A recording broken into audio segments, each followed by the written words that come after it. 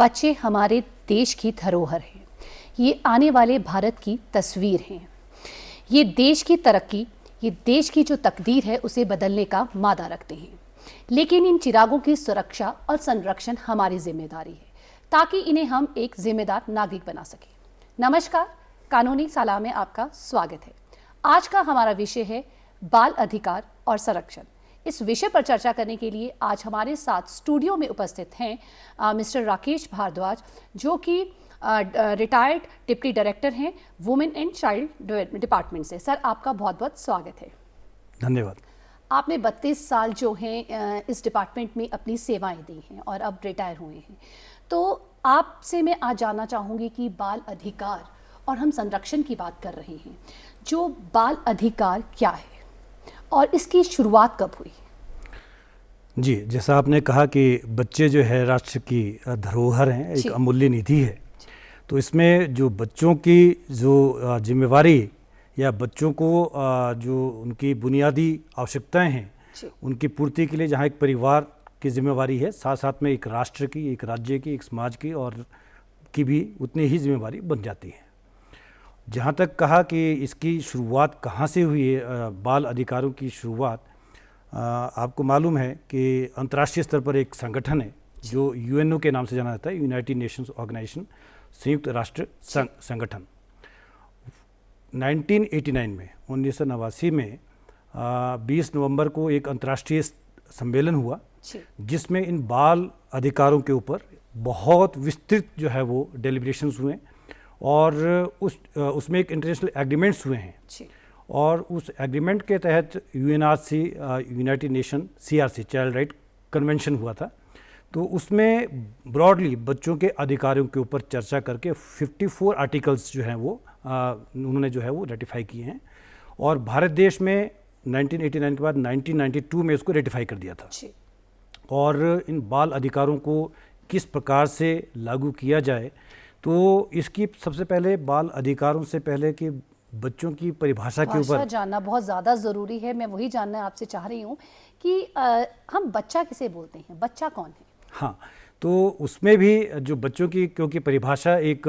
हर act के अंदर, भारत देश में भी हर एक्ट के अंदर जो है बच्चों की परिभाषा जो है वो अलग अलग से की गई है और बच्चों को जो सुविधाएं उपलब्ध करवाई जाती है या प्रोग्राम्स एंड पॉलिसीज़ जो इम्प्लीमेंट की जा रही हैं डिफरेंट एज ग्रुप के लिए, हर बच्चों के लिए, जैसे राइट टू एजुकेशन एक्ट है तो 6 से 14 साल के बच्चों को माना जाता है। चाइल्ड लेबर एक्ट है तो उसमें बच्चों को जो है 14 साल से कम उम्र के बच्चों को बच्चा माना गया है। इसी तरह से जुवेनाइल जस्टिस एक्ट है, जो child care and protection act, तो उसमें 18 साल से नीचे के बच्चों का। तो इसी प्रकार से सभी बच्चा तो बच्चा है और माँ बाप के लिए बच्चा जो है वो चाहे 30 साल का होगा वो भी उसके लिए बच्चा ही होता है। लेकिन एक अगर देखा जाए तो बच्चों को इसी यूनाइटेड नेशन जो चाइल्ड राइट कमीशन जो कन्वेंशन हुआ था, इसमें इन्होंने एक मूलतः एक परिभाषा दी कि जो भी बच्चा 18 साल के जिसने उम्र पूरी नहीं की है वो बच्चा बच्चा होगा, चाहे वो लड़का है चाहे वो लड़की है, बाल बालिका है, तो वो इसमें बच्चों की श्रेणी में वो शामिल किया जाए 18 साल से। हाँ,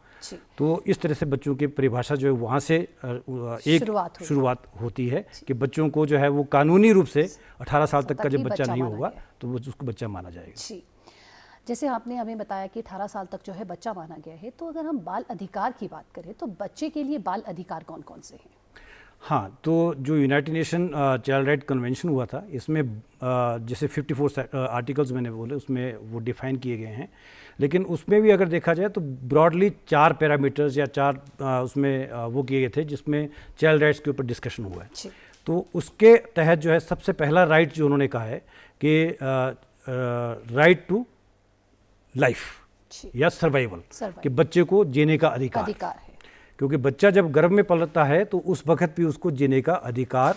दिया गया है ताकि उसका वो सुरक्षित रूप से गर्भ में बच्चा पले और बच्चे को जन्म से पहले जो है, जैसे PCPNDT एक्ट है तो भारत देश में वो लागू किया गया कि ताकि किसी प्रकार का कोई गलत तरीके से लिंग जांच करवा करके ना किया जाए, तो वो उसका बच्चे का अधिकार है। इस प्रकार से भ्रूण हत्या रोकने के लिए वो एक्ट बनाया गया था। तो मेन है कि बच्चे का राइट टू लाइफ। तो एक ब्रॉड उसमें उसको जो है सबसे पहला जो मूल अधिकार है कि बच्चे को जो है वो जीना है तो उसके लिए जो है जीने का अधिकार उसका जो है सबसे दिया गया है, सबसे इम्पोर्टेंट है। दूसरा जो सबसे इम्पोर्टेंट है, राइट टू प्रोटेक्शन। जो बच्चे का मूल अधिकार है कि बच्चों को सुरक्षा का अधिकार। अब सुरक्षा किस प्रकार की सुरक्षा का जो है बच्चों को अधिकार होना चाहिए, वो है जैसे वायलेंस है, किसी भी प्रकार की वायलेंस, चाहे वो इमोशनल वायलेंस है या फिजिकल वायलेंस है या मेंटल है, तो इस प्रकार की कोई भी वायलेंस है उसको उससे सुरक्षित कैसे किया जाए, वो हर डिफरेंट प्रोग्राम्स हैं, पॉलिसीज़ में, एक्ट के अंदर उसका प्रोविज़न किया गया है। इसी प्रकार से बच्चा जो है वो कोई एब्यूज़ ना हो, कोई सेक्सुअली एब्यूज़ हो जाता है, जैसे पोक्सो एक्ट वगैरह का प्रोविजन इसमें किया गया है, चाइल्ड प्रोटेक्शन एक्ट इसमें बनाया गया है, या निगलेक्टेड बच्चे हो जाते हैं, एबंडेंट बच्चे हो जाते हैं, या बच्चे मिसिंग चाइल्ड है, उनको प्रोटेक्ट करने के लिए भी सुरक्षा का उन बच्चों को पूरा अधिकार है। तो वो उस चाइल्ड राइट को, ये भी एक बहुत इंपॉर्टेंट श्रेणी में जो है चाइल्ड राइट की उसमें आता है। थर्ड है राइट टू डेवलपमेंट, के बच्चों का विकास। और बच्चों के विकास के लिए मूलतः देखें तो 3 मूलभूत आवश्यकताएं होती हैं जिससे बच्चों का जो विकास होता है। उसमें सबसे इम्पोर्टेंट है, सबसे पहले है कि बच्चों का न्यूट्रिशन, खान पान, और वो ब्रेस्ट फीडिंग से स्टार्ट हो जाता है, या घर में जब बच्चा पल रहा होता है माँ का किस प्रकार से खान पान है वहाँ से स्टार्ट हो जाता है, फिर ब्रेस्ट फीडिंग से स्टार्ट होता है, फिर इन्फेंट फीडिंग और सारा ये करके, तो अच्छी क्वालिटी का बच्चों को न्यूट्रिशन मिले जो बच्चों का डेवलपमेंट पॉसिबल है। उसके बाद बच्चों का एजुकेशन, अगर बच्चों के सही एजुकेशन है तो बच्चों का सोशल डेवलपमेंट होता है, बच्चों की देखभाल, घर के अंदर पारिवारिक माहौल, उसका इमोशनल डेवलपमेंट, वो भी उसका एक अधिकार है कि बच्चों का जो डेवलपमेंट हम जब करते हैं तो उसमें सोशल डेवलपमेंट है, एजुकेशन डेवलपमेंट है, इमोशनल डेवलपमेंट है, ये सारी साइकोलॉजिकल डेवलपमेंट है, मेंटल डेवलपमेंट है, ये सारे एस्पेक्ट्स हैं जो बच्चे को एक अधिकार के रूप में जो है मिलने चाहिए। और वो हमारा दायित्व है, एक परिवार का भी दायित्व है, राष्ट्र का भी दायित्व है और सरकार का भी दायित्व है कि बच्चों को इन बच्चों के सोशल डेवलपमेंट के एंगल से, बच्चों मेंटल डेवलपमेंट के एंगल से, बच्चों का साइकोलॉजिकल डेवलपमेंट के लिए उनको जो है उनकी पूर्ति करने के लिए कोई ना कोई प्रोग्राम या पॉलिसीज जो है वो सरकार द्वारा चलाई जाती हैं। अगर देखें तो हम सरकार द्वारा ये जो न्यूट्रिशन हैं जो आंगनबाड़ी द्वारा बच्चों को प्रोवाइड किया जाता है वो इनकी इसीलिए यस कि आंगनबाड़ी सेंटर्स जो है वो एक प्रोग्राम जो है इंटरवेंशन है कि अगर बच्चों का जो है आंगनबाड़ी सेंटर में जहाँ पर प्री स्कूल एजुकेशन वहाँ पर दी जाती है, वहाँ पर बच्चों को एजुकेशन के लिए शुरुआत में ताकि बच्चों के अच्छे संस्कार बने, वो संस्कार किस प्रकार से डेवलप हो, बच्चों का किस प्रकार से group counselling, group meetings, group के अंदर बच्चों का इंटरेक्शन हो, बच्चा डेवलपमेंट हो, पूरी संपूर्ण तरह से जो है वो उसका विकास हो सके, वो बच्चों के साथ रहे। वो आंगनबाड़ी के अंदर इसी प्रकार से न्यूट्रिशन बच्चों को सही मिले, स्कूलों के अंदर भी मिड डे मील स्टार्ट किया गया है। तो ये मूल अधिकार है बच्चों के जो सरकार ने हर डिफरेंट प्रोग्राम्स के तहत जो है उनको बच्चों को ये उपलब्ध करवाती हैं। इसी प्रकार से एक है राइट टू पार्टिसिपेशन, फोर्थ जो मूल अधिकार है वो राइट टू पार्टिसिपेशन। आपने देखा होगा कि जब बच्चे छोटे होते हैं या स्कूल में हम जाते थे तो बाल सभाएं होती थी, तो बाल सभाएं क्यों की जाती थी? ताकि बच्चे ग्रुप के अंदर इंटरैक्ट करें और अपनी जो उनका मूल जो प्रतिभा हैं उनको निखारे और एक डेवलपमेंट उनकी हो फ्रॉम द पार्टिसिपेशन एंगल, कि उनको हर एक्टिविटीज में पार्टिसिपेट करवाना है। ये नहीं कि एजुकेशन है तो केवल शिक्षा है, ऑल राउंड डेवलपमेंट की बात हम यहाँ ऑल राउंड डेवलपमेंट के लिए वो बच्चे का एक अधिकार है, चाहे उसको हम शिक्षा स्कूलों के अंदर चाहे खेलों के माध्यम से करवाएं या कल्चर प्रोग्राम एक्टिविटीज़ के करवाएं, जो एक्स्ट्रा करिकुलर एक्टिविटीज़ करवाते हैं तो वो भी उसका एक मूल अधिकार बनता है। तो जो यूनाइटेड नेशन जो ये कन्वेंशन हुआ था उन्होंने ब्रॉडली ये 4 अधिकार, वैसे तो डिफरेंट पैरामीटर्स में कोई 12 अधिकार बोलता है, कोई 16 बोलता है, कोई वो, लेकिन यूनाइटेड नेशन ने ये 4 मूल अधिकार बताए हैं कि बच्चों को इनके ऊपर जो है हर स्टेट गवर्नमेंट को या हर राष्ट्रीय सरकारों को इनके ऊपर फोकस करके बच्चों की सुरक्षा के लिए और बच्चों के डेवलपमेंट के लिए ये राइट्स जो है बच्चों के इनबॉर्न जो है वो राइट्स हैं और उनको प्रोटेक्ट करने का हमारा एक जिम्मेवारी होनी चाहिए। जी, ये बात की हमने अधिकारों की, अब हम बात करते हैं कि बच्चे के लिए जो है बाल ये संरक्षण से हम क्या तात्पर्य समझें? जी, बाल संरक्षण का जहाँ तक है कि एक जुवेनाइल जस्टिस एक्ट है उस एक्ट के तहत, उससे पहले मैं आपको बताना चाहूँगा कि जो बच्चों के राइट्स हैं, इसको प्रोटेक्शन के लिए national commission for child right protect जो है वो कमीशन बनाया गया है, NCPCR, राष्ट्रीय स्तर के ऊपर है। और सभी राज्यों में जो है वो जैसे हिमाचल प्रदेश में हिमाचल प्रदेश जो है HPCPCR चाइल्ड प्रोटेक्शन कमीशन जो है वो बनाया गया है। जो सरकार द्वारा जितनी भी स्कीम्स चलाई गई हैं, क्या वो बच्चों के जो राइट्स हैं वो प्रमोट हो रहे हैं, उनको वो क्वालिटी मिल रही है, चाहे क्वालिटी एजुकेशन है या डेवलपमेंट से जुड़ा हुआ है या पार्टिसिपेशन से जुड़ा हुआ है, जो अभी हमने बात की, उनको इंश्योर करना ये इस कमीशन का एक दायित्व बन जाता है। और इसमें जैसे child right protection commission Himachal Pradesh में है, इसी प्रकार से हिमाचल प्रदेश के अंदर juvenile justice care and protection act है, JJ एक्ट जिसको हम बोलते हैं, वो इम्प्लीमेंट किया जा रहा है। और उसमें जो बच्चे हैं, जितने भी बच्चे 18 साल से नीचे के हैं, उनको पूरी सुविधाएं जो है वो सरकार द्वारा, जितने हमारे चाइल्ड केयर इंस्टीट्यूशंस हैं जिसमें बच्चे बर्डन बच्चे हैं, कोई निगलेक्टेड बच्चे हैं या मिसिंग चिल्ड्रन है या कोई भी बच्चा, those who are in need of care and protection, कि बच्चों की देखभाल की ज़रूरत होती है, लेकिन वो बच्चे जो है निगलेक्टेड हैं, एबंडेंट हैं या छोड़ दिए गए हैं या अनाथ हो गए हैं, कोई प्राकृतिक आपदा आई हुई है या माँ बाप की एक्सीडेंट में डेथ हो गई है, पीछे जो उनके चाचा या माता या जो भी हैं उनकी आर्थिक स्थिति इतनी अच्छी नहीं है, तो उनको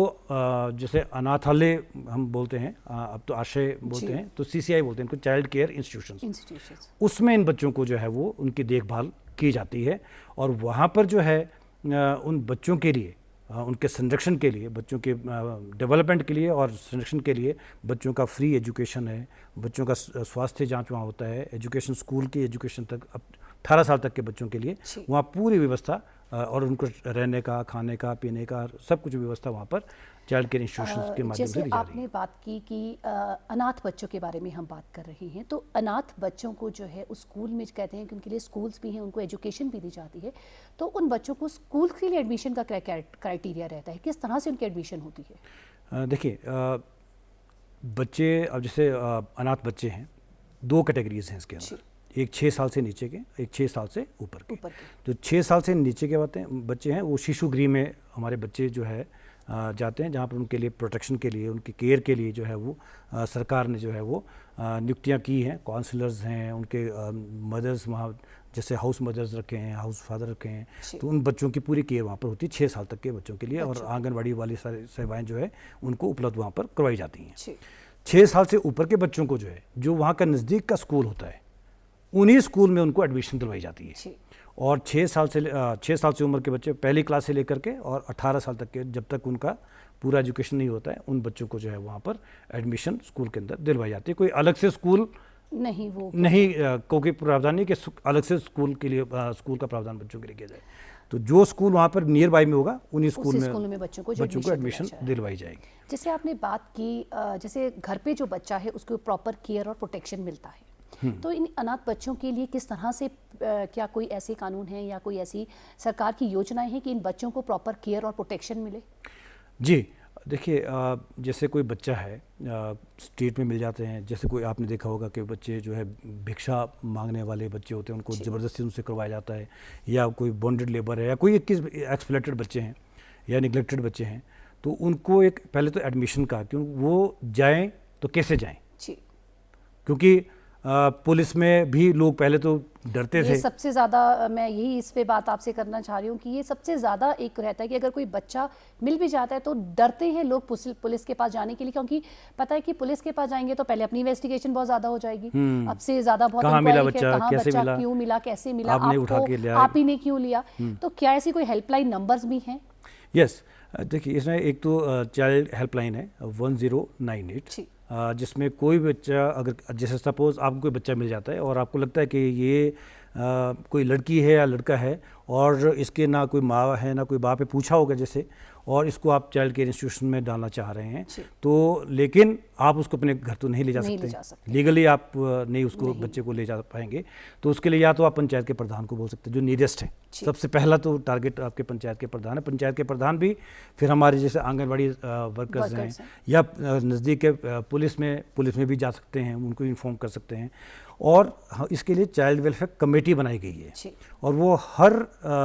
जिला स्तर के ऊपर चाइल्ड वेलफेयर कमेटीज़ का गठन, जैसे हिमाचल प्रदेश की हम बात करें, हिमाचल प्रदेश में पूरी चाइल्ड वेलफेयर कमेटीज़ का गठन किया गया है, जिसमें वो बेंच ऑफ मैजिस्ट्रेट होता है, उसमें 5 लोग सदस्य होते हैं, 2 महिलाएं भी उसमें सदस्य होती हैं। तो उनको इन्फॉर्म करना होता है,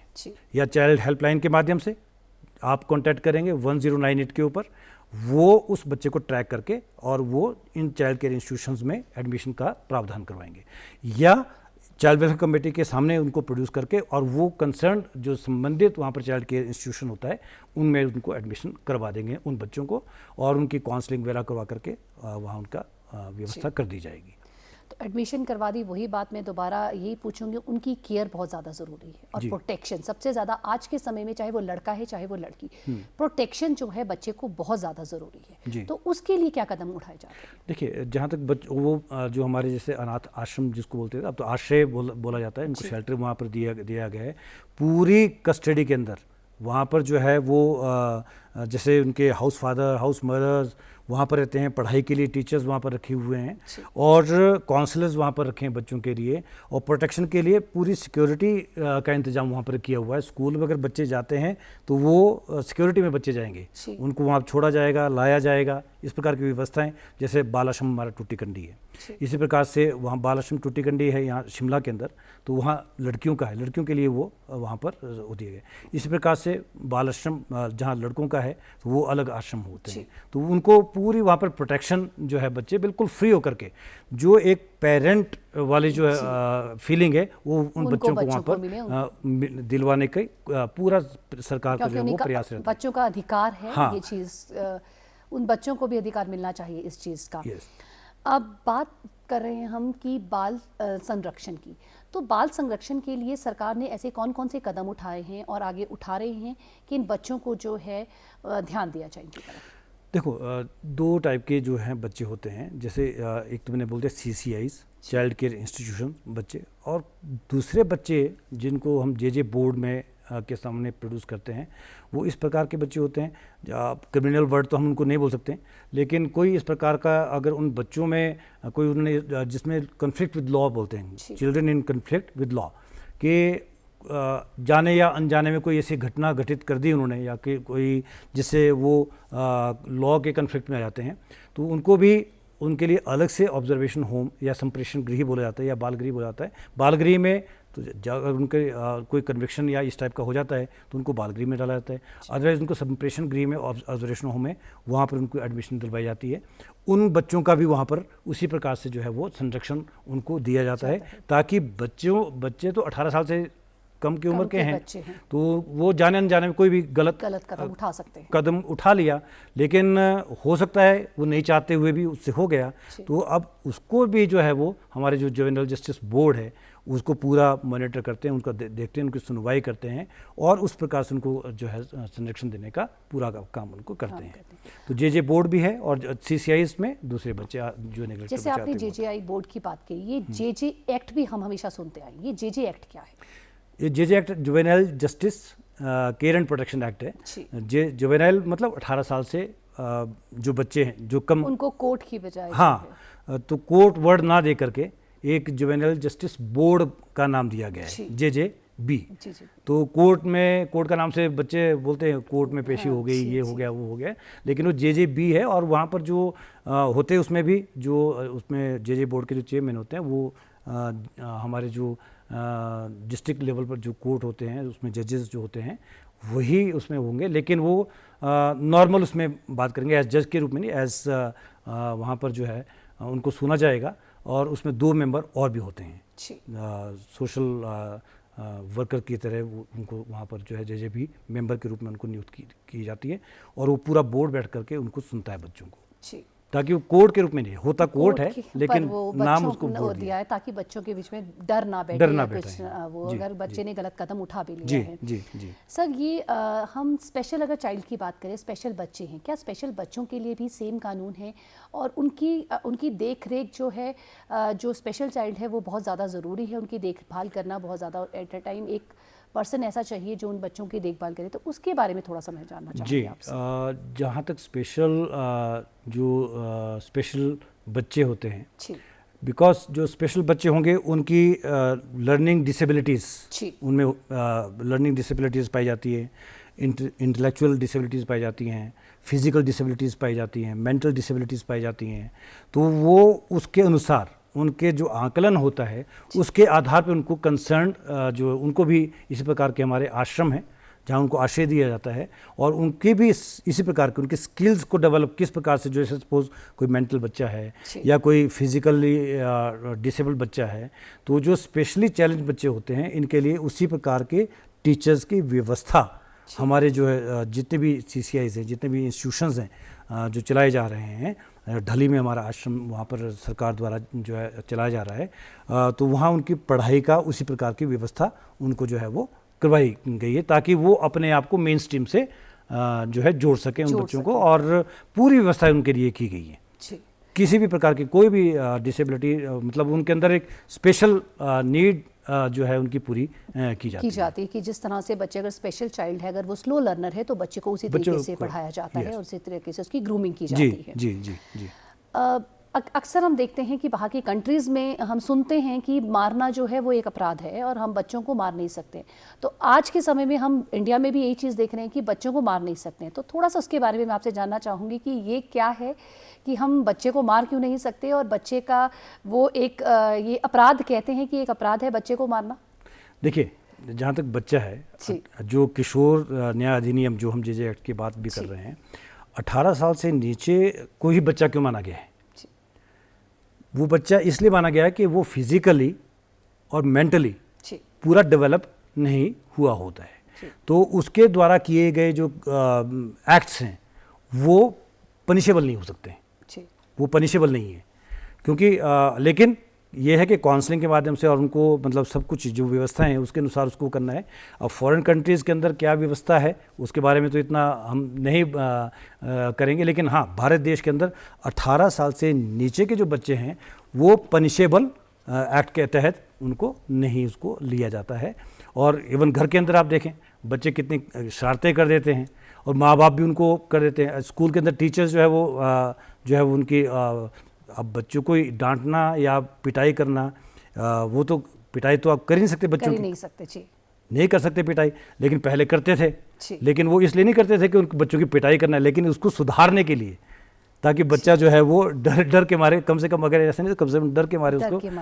पढ़ाई करे। तो लेकिन बच्चों को मारना एक अपराध है, और बच्चों को मारना तो किसी भी रूप में, क्योंकि वो फिजिकली और मेंटली, साइकोलॉजिकली, इमोशनली उतना वो डेवलप नहीं होता है, तो मारना तो एक बहुत बड़ी एक आपराधिक घटना हो सकती है। जी, अक्सर माँ बाप जो हैं वो बच्चे के अधिकार के बारे में बात करते हैं कि बच्चे का सबसे पहला बच्चे का अधिकार किसका होता है? सबसे पहले बच्चे का अधिकार मतलब जैसे कि हम बच्चे के अधिकार की बात करते हैं, अगर माँ बाप हैं उनका, अगर वो आपस में उनका ठीक नहीं है तो हम बच्चे को बोलते हैं बच्चा किसकी तरफ, बच्चा फादर की तरफ जाना चाहे या मदर की तरफ, तो बच्चे का अधिकार, सबसे पहले बच्चे का अधिकार किसका? ओके, देखिए, बच्चा 18 साल से नीचे का बच्चा है जी। अगर तो जैसे सपोज वो बिल्कुल इन्फेंट है, 1 साल से नीचे का बच्चा है, तो पहला अधिकार माँ का, क्योंकि उसकी परवरिश हो रही है। वैसे दोनों का अधिकार है, माँ और बाप दोनों का, एज पेरेंट दोनों की जिम्मेवारी मूलतः बहुत ज़्यादा उन दोनों की जिम्मेवारी है। हाँ, लेकिन अगर इन केस ऑफ डिस्प्यूट होता है, उनका कोई डाइवोर्स होता है या म्यूचुअल डाइवोर्स होता है, तो कोर्ट की प्रोसीडिंग्स बनती हैं और उस कोर्ट की प्रोसीडिंग के तहत वो जिम्मेवारियां तय कर दी जाती हैं कि हाँ, ये जो फादर है उसकी ये जिम्मेवारी होगी, माता है भी उनकी जिम्मेवारी होगी। अदरवाइज हम तो ये कहेंगे कि दोनों की जिम्मेवारी बच्चों की है, बच्चों को पालने की जिम्मेवारी दोनों की, माँ बाप की, दोनों की सामूहिक जिम्मेवारी है। सर, आपने हमें इतनी अच्छी जानकारी दी और हमें अवगत करवाया कि किस तरह से बच्चों के जो अधिकार हैं उनसे हम उनको वंचित नहीं रख सकते। आपका इसके लिए बहुत बहुत धन्यवाद। Thank you very much. बच्चे हमारे देश का भविष्य है। हमारा दायित्व बनता है कि हम उन्हें आज बेहतर दें ताकि उनका जो भविष्य है वो बेहतर बन सके। आज के लिए सिर्फ इतना ही। नमस्कार।